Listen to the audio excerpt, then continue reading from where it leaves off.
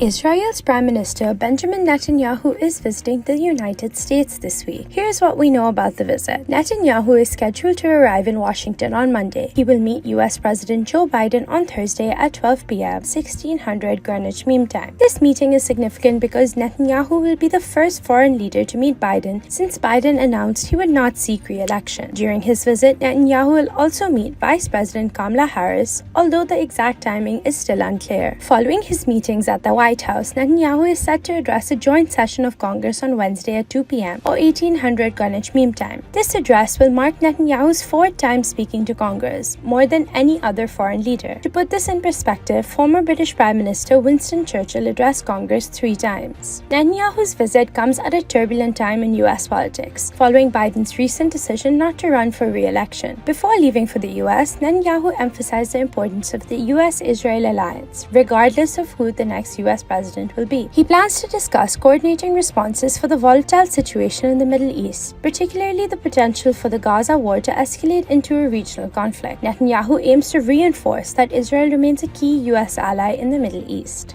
I'm leaving this morning on a very important trip to the United States at a time when Israel is fighting on 7 fronts and where there's great political uncertainty in Washington. I will address for the 4th time both houses of Congress as the Prime Minister of Israel. I will seek to anchor the bipartisan support that is so important for Israel.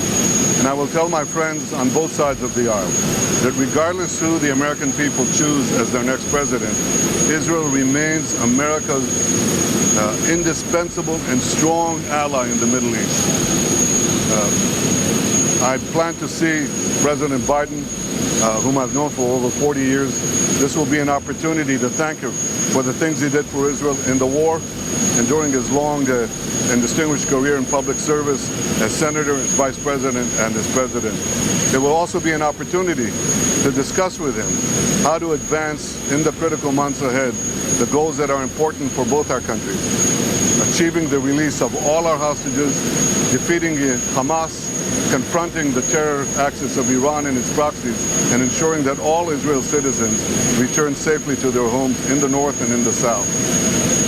In this time of war and uncertainty, it's important that Israel's enemies know that America and Israel stand together today, tomorrow, and always. Thank you.